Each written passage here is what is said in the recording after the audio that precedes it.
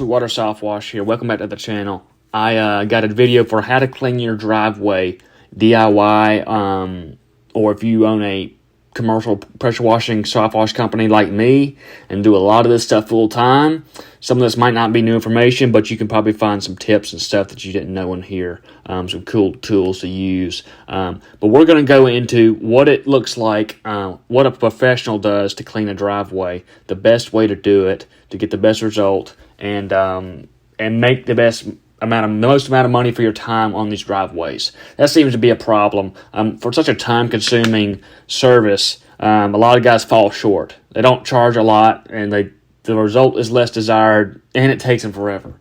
So we're gonna hopefully a lot of this will shortcut some of that for you and nudge you in the right direction. I hope it can. It has for me, and it still is. So we're gonna go into what my equipment looks like. So I have a 2003 F350. It's got a Gen 2 skid on the back with 2 soft wash systems and an 8-gallon mint machine. What that machine is going to do for me, 8 gallons a minute. Well, a lot of you guys got tow behinds and smaller machines, and it's going to be okay, but it's your money's in the flow, the GPM. So that's going to be how you're going to speed up on these driveways, move quicker, get better results, use bigger surface cleaners, etc., etc., etc. If you got a 2-gallon a minute machine, you're going to be out there a week on this driveway you see in the video. So don't be going into Home Depot and buying that. If it's all you have, I understand it, but if you're doing this every day, you're going to have to invest in a little bit of equipment. So I got PSI and I said GPM, gallons per minute. PSI is not your concern when you're pressure washing. It's gallons per minute. I just know that. Your speed is in the gallons per minute, not PSI. So that is my equipment. I'm using a BE 20-inch surface cleaner in this video. That's what I've used from the get-go. It's what I still use. It's what I like to use. It's very nimble. It's light. It doesn't have casters. I need to put some casters on it, but it's very light and nimble. You can get around corners. It's not the biggest. They make really big ones. They make twin with 4 nozzles. They make 36-inch mini Mondos. They make all kinds of ones. Some guys got 12-gallon mint machines. They run really big surface cleaners on. I prefer this 20-inch. I'll probably get a 29 or whatever. I know what 8-gallon a mint is. A 29 is rated for an 8-gallon mint machine like I have. So I'll probably get one of those for really big jobs. But I'm happy with this one. It's very affordable. I got a spare one sitting next to my truck. It's $400 for a surface cleaner, and then it will make its money back. First job, guaranteed. But that's my equipment. Other than that, I got the skid, the surface cleaner, and ball valve and turbo nozzle. That's all you're going to need. The ball valve is what I use for rinsing. So it's like... I think of it like this. It's like blowing leaves. You can waste a heck of a lot of time blowing leaves if you don't know what you're doing. You can spin around, not move leaves in where you want to go. Same thing goes with blowing off water. You can waste a heck of a lot of time blowing off water if you don't do it right. And so the ball valve puts out the most water. You got the most control over your hose. You can cut it off right at the end. That way you don't have to cut the motor off to swap hoses. It's very efficient. $40 or $50, get you 2 or 3 in the truck. Put them on every single hose like me, and you won't regret it. I use it all the time, every day. Turbo nozzle, I have a 5.5-gallon mint turbo nozzle. You can get those from your local Northern Tool. They're great. You need to have one, at least one, for getting corners, crevices, curbs, and all that you can't get with the surface cleaner because it's a circular piece of equipment. It's not going to get corners, edges, and lips of stuff. So you're limited. So get you one of those. Have in the truck. You should have that in the first place, but get you one of those. I'll use a turbo nozzle for touch-ups over a fan tip any day of the week. But so that gets my equipment pretty much out of the way. One other tool I would recommend is a sludge sucker. So if you look in the video, the water is going downhill. It's piling up. You use a sludge sucker. It's like a vacuum, and it will move the water from the puddle off the driveway, so that will save you some time. But without further ado, we got the equipment covered. Let's go into the process real briefly. You're going to pre-treat this driveway. Okay, look, if you don't pre-treat a driveway with bleach, you're going to waste a lot of time. It's all algae. We know it's algae on the driveway. If you don't coat it, it's going to be a bear to get off. So I use 3% bleach on the driveway. Use what you want to use on the driveway. That's what I use, and it works wonders. So you put a good pre-treat, then you hit it with the surface cleaner. Once you hit it with the surface cleaner, you're going to rinse it with the ball valve, like I just described to you. Now, when you're cleaning it, you can look down and see if you're going too fast or too slow. You want to go as fast as you can without streaking really dark. So when you coat this driveway, the algae turns from black to brown. That's how you know it's working. When you start to clean it, you will see dark streaks and then kind of barely faded streaks. Faded streaks we're not really concerned about.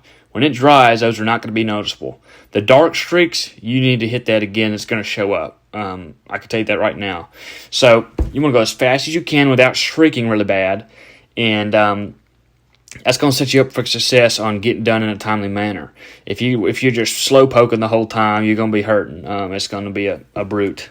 But once you figure out your pace, you're moving along, you clean the driveway, you pre-treat it, you clean it with the surface cleaner, you touch up the edges and curbs with the turbo nozzle, you rinse the sidewalks, driveway off with a ball valve, and then this one's optional. You can wait till it dries and see if it's really streaked. I don't usually wait. Sometimes you'll see spots that dry up quicker than others, and then you'll know it's good to go. And I've done it a lot. So I kind of got a sense for if it's going to be streaked or not. So if you know that, you're kind of in the clear. If you have any doubts about it, slap another coat of bleach on it for a post-treatment. A lot of guys do a pre- and post-treatment. It's not going to hurt it. Can only help. And if you have some streaking and you don't really want to go over it again with the surface cleaner, you can blend that in a little bit with another good treatment. So don't be afraid to be generous with the bleach, because it's gonna, it's what it takes to give you that sparkling, bright driveway clean, that fresh look. For all you homeowners, where you can get this, for us commercial guys, we use sodium hypochlorite, 12.5%. That comes out of a tanker truck at a dealer. So unless you've got a 55-gallon drum you want to fill up, I wouldn't recommend getting that.